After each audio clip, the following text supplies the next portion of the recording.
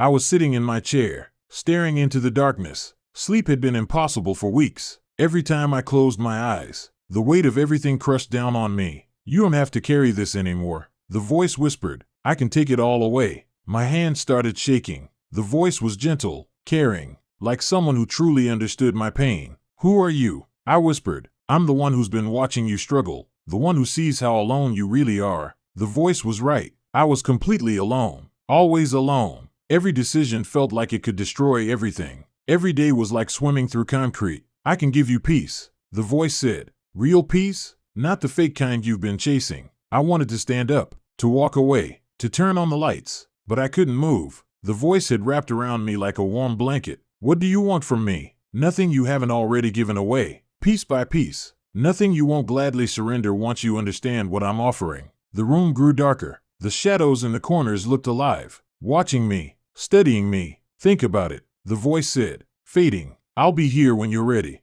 I'm always here. Then silence, complete silence. But I knew this was just the beginning.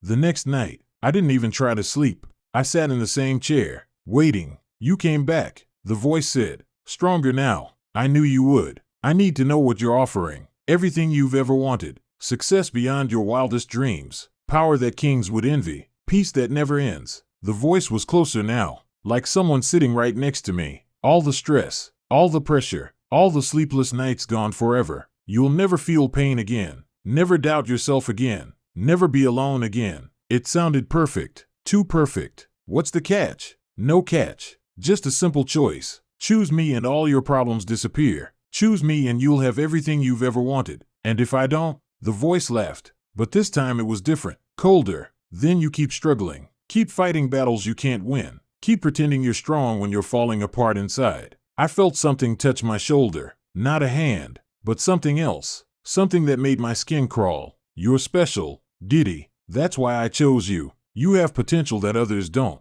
You could rule the world if you wanted to.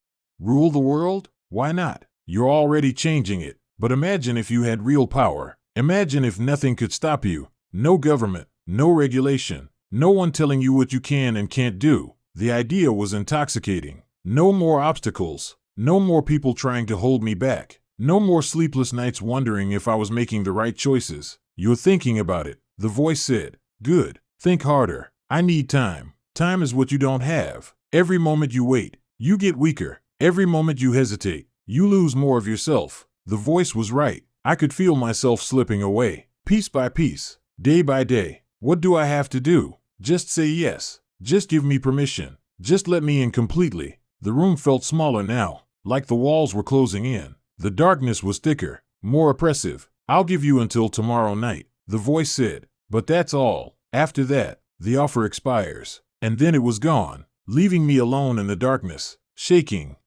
I couldn't eat, couldn't focus, couldn't think about anything except the voice and its offer. During the day, I tried to convince myself it was just stress, just my mind playing tricks on me. But deep down, I knew it was real. I could feel it watching me, waiting for my answer. When night came, I was already sitting in the chair. You look terrible, the voice said, and I could hear the smile in it. I haven't slept. Sleep is for the weak. You won't need sleep once you're with me. You won't need anything. The voice was different tonight, stronger, more confident, like it knew I was going to say yes. Show me, I said. Show me what you're offering. Close your eyes. I hesitated. Trust me, Diddy, just this once. I closed my eyes and suddenly I could see everything. Not with my eyes, but with my mind. I saw myself standing on a stage, speaking to millions of people who hung on my every word. I saw governments bowing to me, asking for my guidance. I saw a world where I was in complete control.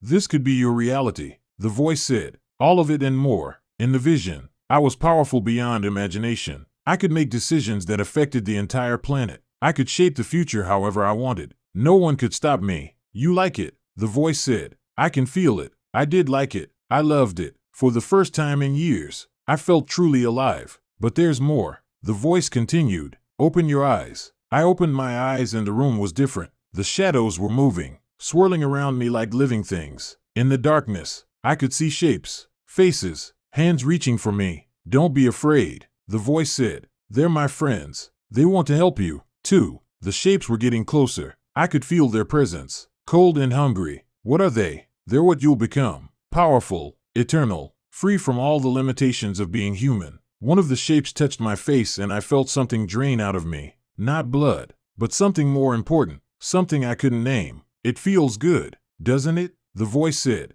Let go. Stop fighting. It did feel good, like setting down a weight I'd been carrying for years. Just say yes, Diddy. Just give me what I want, and all of this is yours. The shadows were surrounding me now, wrapping around me like chains, but they didn't feel like chains. They felt like freedom. What do you want from me? I whispered. Your soul. The word hung in the air like a curse. Soul. I'd never thought much about souls before. I believed in science, in facts, in things I could measure and prove. But now, faced with losing mine, I realized it was the most important thing I had. My soul? It's not like you're using it, the voice said. And now it sounded different, less gentle, more hungry. It's just sitting there causing you pain, causing you doubt, causing you to question everything. The shadows were tighter around me now. I could feel them pulling at something deep inside me, something essential. Without your soul, you'll never feel guilt again, never feel shame, never feel weak or afraid or uncertain. You'll be pure power, pure will, pure ambition. It sounded tempting, so tempting to never feel the crushing weight of responsibility again, to never wonder if I was making the right choice. Think about all the people who've disappointed you. The voice continued. All the times you've been betrayed, criticized, misunderstood. Wouldn't it be better to never care about any of that again? Yes, it would be better. I was so tired of caring what people thought, so tired of trying to do the right thing when the right thing was never clear.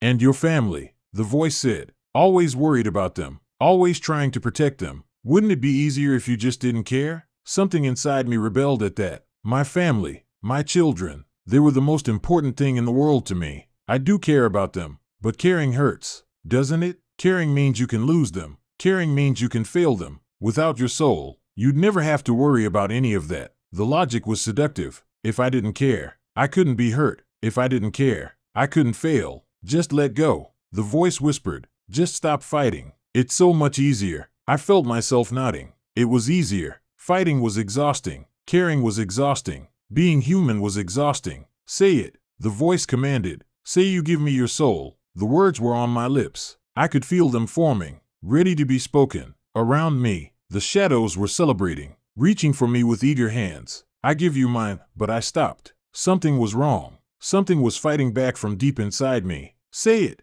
the voice demanded, and now it sounded nothing like the gentle whisper from before. It was harsh, commanding, full of rage. I can't say it. The shadows were pulling at me now, trying to drag the words out of me, but something else was rising up from deep inside. A different voice, quieter, but somehow stronger. You are not his. The new voice was completely different from the first. Where the first voice was seductive and commanding, this one was gentle but unshakable. Where the first voice came from outside, this one came from within. You are not his. The voice repeated. You never were. The shadows around me recoiled like they'd been burned. The first voice, the one that had been tempting me, let out a sound like a scream. Who are you? I whispered. I am the one who has been with you always, the one who loved you before you were born, the one who will love you after you die. Jesus. I knew it was Jesus, though I'd never been particularly religious, but I knew that voice, knew it in my bones, in my blood, in my soul. You have no power here. The first voice shrieked. He chose me. He was about to give me his soul. No, Jesus said simply. He belongs to me. The shadows were writhing now, trying to escape the presence that had entered the room. But they couldn't. Something was holding them in place. He doesn't even believe in you, the first voice said, and I realized it was the devil himself. He's never prayed, never been to church, never read the Bible. Belief is not required for love. Jesus said, I have loved him since before time began. I have watched over him, protected him, guided him even when he didn't know it.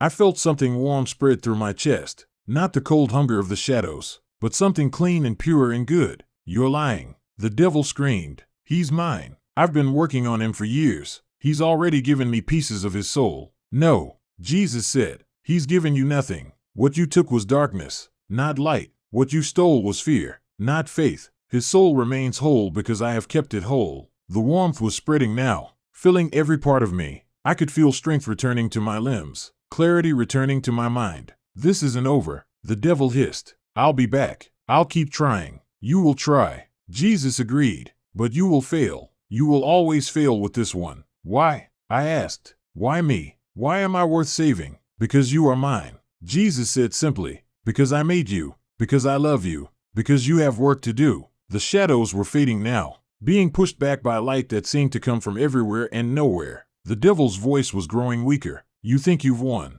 he said, but look at his life. Look at his pain. Look at his loneliness. I'll be back when he's weak again. Then I'll be waiting, Jesus said. And suddenly, the room was filled with light, not harsh light, but gentle, warm light that seemed to come from within me as much as from without. The light was everywhere, and in it I could see everything clearly for the first time in years. All the fears, all the doubts, all the crushing weight I'd been carrying. It was all artificial. All of it had been placed there by the enemy who had been whispering in my ear. You've been fighting him for a long time, Jesus said, without even knowing it. I have. Every time you chose to help people instead of just helping yourself. Every time you chose to build instead of destroy. Every time you chose hope over despair. You were fighting him. I thought about all the times I'd felt that dark whisper in my ear. All the times I'd been tempted to give up, to stop caring, to just pursue power for its own sake. I thought those thoughts were my own, but they weren't. They were his. He's been after you since you were young. Jesus continued. He knows what you're capable of. He knows what you could become. That's why he's been trying so hard to claim you. What am I capable of? Great good, great creativity, great love. You have the power to change the world, to make it better, but only if you choose the right path. The light was showing me visions now, but these were different from the ones the devil had shown me. Instead of power and dominance, I saw innovation and healing. Instead of control, I saw collaboration. Instead of ruling the world, I saw serving it. This is what I created you for, Jesus said. Not to dominate, but to elevate. Not to control, but to free. Not to rule, but to serve. But I'm not religious. I don't even go to church. Religion is not required for righteousness. Love is. And you have love in your heart, even when you try to hide it, even when you think you've lost it. It was true. Despite everything, despite all the pain and disappointment and betrayal, I did still love. I loved my children. I loved humanity. I loved the idea of a better future. That love is me, Jesus said. Every act of love, every moment of compassion, every choice to help instead of harm. That's me working through you. The devil's voice came one last time, weak and fading. This isn't over. I'll be back. Yes, you will, Jesus said calmly. And when you come back, I'll be here. I'm always here. The light was fading now, but not going away. It was settling into my bones, my blood, my soul. I could feel it there, warm and strong and eternal. Will I see you again? I asked. You see me every time you choose love over hate, every time you choose hope over despair, every time you choose to build instead of destroy. I'm always with you. And then the vision ended, but the presence remained. I was alone in my chair, but I wasn't alone. I would never be alone again. I fell to my knees, shaking, breathless. The room was normal again. No shadows, no light, no voices, but everything had changed. I had changed. For the first time in months, I felt peace, real peace, not the empty promises of the devil, but the deep, abiding peace that comes from knowing you're loved, you're protected, you're not alone. I understood now why the devil had been after me for so long. He knew what I was capable of. He knew that if I chose the right path, I could help make the world a better place, and he couldn't allow that. But Jesus had stepped in. Jesus had been there all along, fighting for me, even when I didn't know it, even when I didn't believe in him. He believed in me. I thought about all the times I'd felt that gentle nudge toward doing the right thing, all the times I'd chosen to help people instead of just helping myself, all the times I'd felt compelled to build something that would benefit humanity. That hadn't been my own goodness. That had been Jesus working through me. The devil would be back. Jesus had said so himself. There would be other dark nights, other whispered temptations, other moments of weakness. But now I knew the truth. Now I knew I wasn't alone in the fight. I stood up slowly, my legs still shaking. The sunrise was beginning to show through my window, painting the sky in shades of golden pink. A new day was beginning, and I was beginning with it. I had work to do, real work, not building an empire or accumulating power, but serving humanity, building a better future, choosing love over hate, hope over despair, light over darkness. The devil had tried to take me, but Jesus had stepped in, and now I knew that no matter what happened, no matter how dark things got, I would never be alone again. I walked to the window and looked out at the world. It was still broken, still hurting, still full of pain and suffering, but it was also full of possibility. full of hope, full of love, and I had a part to play in healing it. The devil had failed. Jesus had won, and now the real work could begin. I smiled for the first time in months. It was going to be a good day. The next few weeks were different, not easier. If anything, they were harder, but they were different because now I knew what I was fighting against. Now I knew I wasn't fighting alone. The devil kept his word. He came back, just like Jesus said he would. But now I could recognize his voice immediately. Now I knew the difference between his whispers and my own thoughts. "You're making a mistake," he would say when I chose to help someone instead of maximizing profit. "You're being weak," he would hiss when I showed compassion. "You're wasting your potential," he would sneer when I chose service over domination. But every time he spoke, I heard Jesus' voice, too, quieter, but stronger. "You are not his. You are mine." I started reading the Bible, not because I felt like I had to, but because I wanted to understand. I wanted to know more about the one who had saved me. The stories were familiar somehow, like I'd heard them before in my dreams. The story of Job particularly resonated with me. A man who had everything, who lost everything, who was tormented by the devil, but never abandoned by God. I understood now why the devil had been so persistent with me. He'd been given permission to test me, to push me to my breaking point. But like Job, I had never been alone in the struggle. I started praying. At first, it felt awkward, like talking to myself, but gradually, I began to feel that presence again, that warmth, that peace. I wasn't talking to myself, I was talking to my Creator. "Thank you," I would say every morning. "Thank you for saving me. Thank you for not giving up on me." And I could feel his smile in response. The changes in my life were subtle at first. I found myself being more patient with people, more forgiving, more willing to listen instead of just talking. The crushing weight of loneliness began to lift, replaced by a sense of purpose I'd never felt before. I started making different decisions. Instead of asking what will make me more successful, I began asking what will serve humanity better. Instead of how can I gain more power, I asked how can I use my influence to help others. The devil hated these changes. His whispers became more frequent, more urgent, more desperate. "You're ruining everything," he would say. "You had the chance to rule the world, and you threw it away for what? For people who don't even appreciate you?" But I knew the truth now. Ruling the world wasn't the point. Serving the world was. I began to see Jesus everywhere, in the face of a child who looked up at me with wonder, in the gratitude of someone whose life had been made better by something I'd built, in the sunrise that painted the sky every morning, reminding me that each day was a gift. The nightmares stopped. The sleepless nights became fewer. The crushing anxiety that had plagued me for years began to fade, not because my problems had disappeared, but because I knew I wasn't facing them alone. I started telling people about what had happened to me. Not everyone, and not all at once, but gradually, carefully. I began to share my story. Some people thought I was crazy. Some people thought I was having a breakdown, but others understood. Others had their own stories of darkness and light, of being lost and found, of Jesus stepping in when all seemed hopeless. The devil had tried to take me at my weakest moment. He had offered me everything I thought I wanted: power, control, freedom from pain. But Jesus had shown me something better. He had shown me love. He had shown me purpose. He had shown me that I was never alone. Now when the dark whispers come, I'm ready. When the temptations arise, I have an answer. When the devil tries to convince me that I'm worthless, that I'm alone, that I might as well give up, I remember that night. I remember the light. I remember the voice that said, "You are not his. You are mine." And I smile because I know it's true. I belong to Jesus. I always have. And nothing the devil can do will ever change that.